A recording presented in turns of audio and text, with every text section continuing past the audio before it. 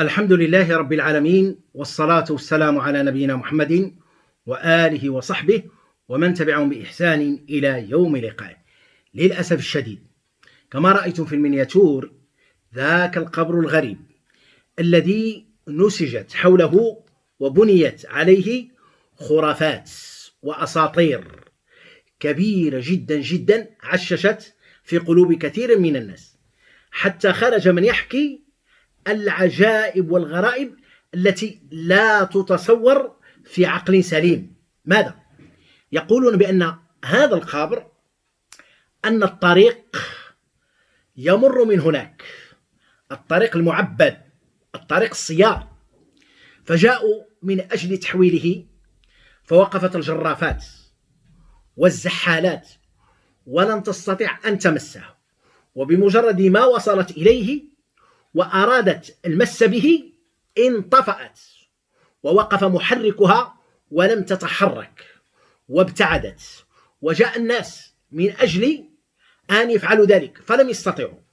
إذن هناك أساطير تحكى عن هذا القبر الغريب الذي في فاس، حتى قيل أنك إذا دخلت فاس إياك أن تقترب من القبر المخفي، فإنه سيصيبك شيء لا قبل لك به.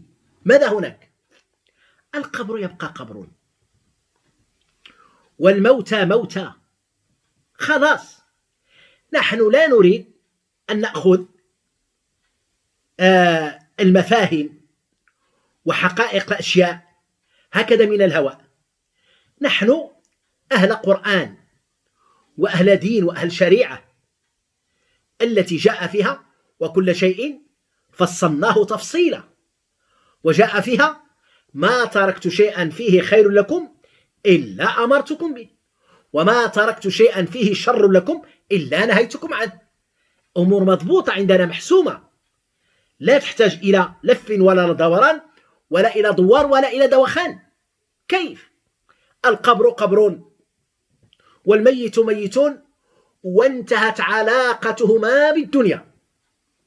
قال الله تبارك وتعالى: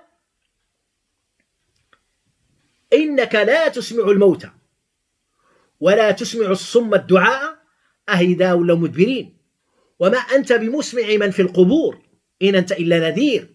وقال سبحانه: إن تدعوهم لا يسمعوا دعاءكم ولو سمعوا ما استجابوا لكم ويوم القيامة يكفرون بشرككم ولا ينبئك مثل خبير.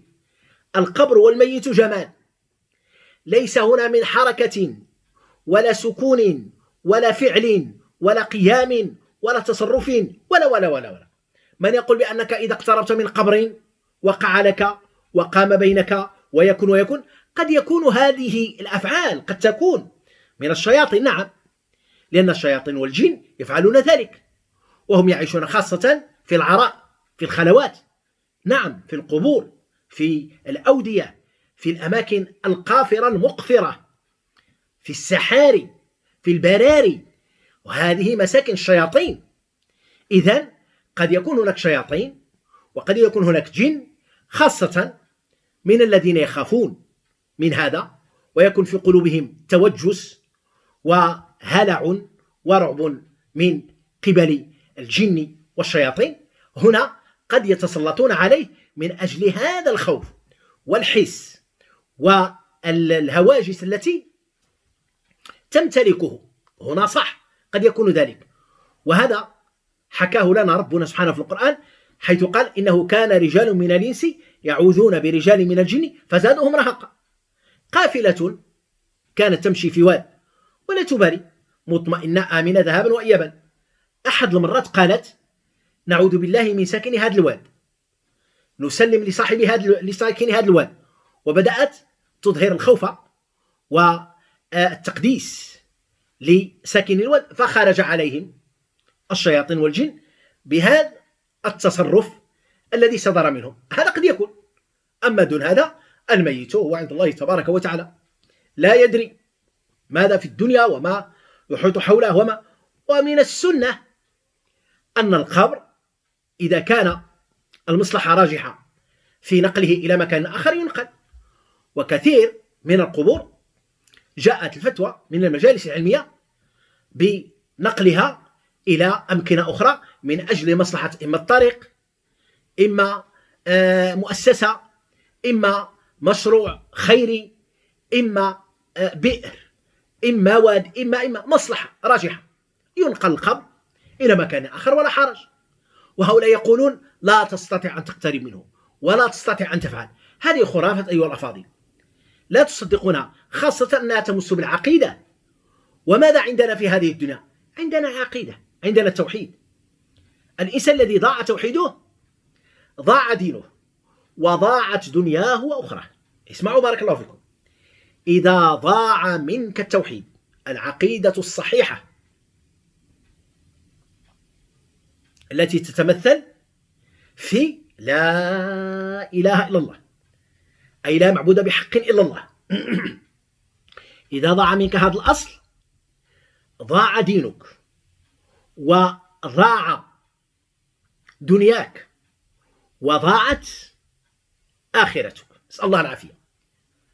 أنا أسجل من أجل أن يكون الناس على الدين وعلى الإسلام وعلى الشريعة الصحيحة.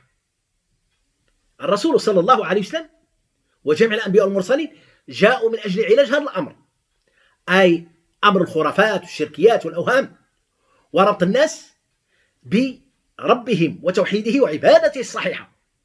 نسأل الله تبارك وتعالى أن يجعلنا كذلك، آمين يا رب العالمين. ولا تغفلوا تجارتنا أيها الأفاضل. الصلاة والسلام على نبينا صلى الله عليه وسلم، إذ هو القائل كما في صحيح مسلم من حديث أبي هريرة رضي الله عنه وأرضاه: من صلى عليه مرة واحدة صلى الله عليه بها 10.